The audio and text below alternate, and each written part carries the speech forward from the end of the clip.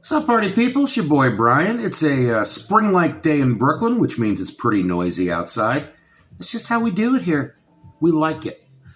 We're going to do another snake hunt today. But before we get to that, just want to bring up an issue from the last 1984 Fleer video. We pulled this Terry Francona card, and I couldn't quite place who he reminded me of. But my friend Ryan, the same guy who actually sent me the cards, pinpointed it. It's Shia LaBeouf. In this card, young Terry Francona looks very much like Shia LaBeouf. Thank you again, Ryan.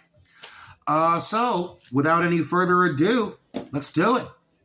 Let's ride the snake. Ride the snake. Bob Brenly. This is before Bob decided to bring Byung-Hyun Kim into a World Series game at Yankee Stadium the night after he blew a World Series game at Yankee Stadium, destroying his confidence, probably forever. At this point, he was just a catcher. Darrell Brown. Yep, it's Darrell Brown. Doug Bird. Doug Bird, really, that is a magnificent don't get in the van look. I just could not recommend not getting in this guy's van any higher. Mike Boddicker was a pretty good pitcher for the Orioles. And then I think he pitched for the Blue Jays? Okay, Mike Boddicker. Larry Bowa with the Cubs. It was Larry Bowa's contract demand. He demanded a raise from the Phillies that they wouldn't give him. That led to the trade in which Ivan DeJesus was traded for Ryne Sandberg. So if you're a Philly fan and you're bummed that Ryne Sandberg never played for your team, blame Larry Bowa. Also, blame the Phillies front office.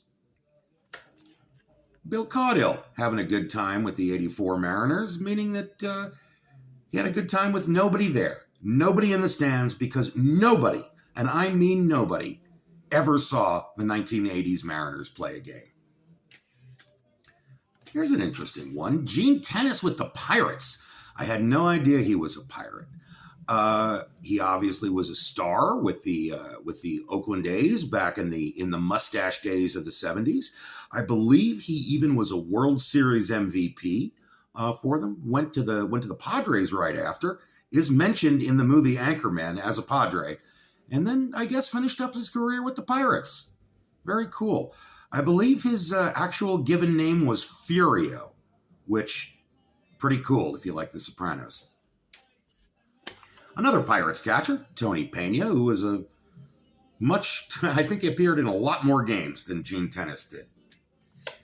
Oh my God, it's another Pirate. It's Dale Berra, who was not a major league catcher, but he certainly was the son of one. Speaking of major league catchers, it's Alan Ashby. He was definitely a catcher, and definitely a catcher for the Astros. Bill Ahman. Bill Ahman, I think, was an overall number one draft choice who just bounced around with a lot of teams. Had a stint with the Mets. Pretty uneventful career. Here's an effing checklist. Got Walt Terrell with the Mets. He was traded after the 1984 season for Howard Johnson. But during the 84 season, he distinguished himself by being one of very few pitchers to hit 2 home runs in a game. He did it at Wrigley Field. And finally, Mike Moore, who I believe we saw in the last pack 10 years later, pitching for the Tigers. It's the circle of Moore. And that circle is closed. All right, no snake.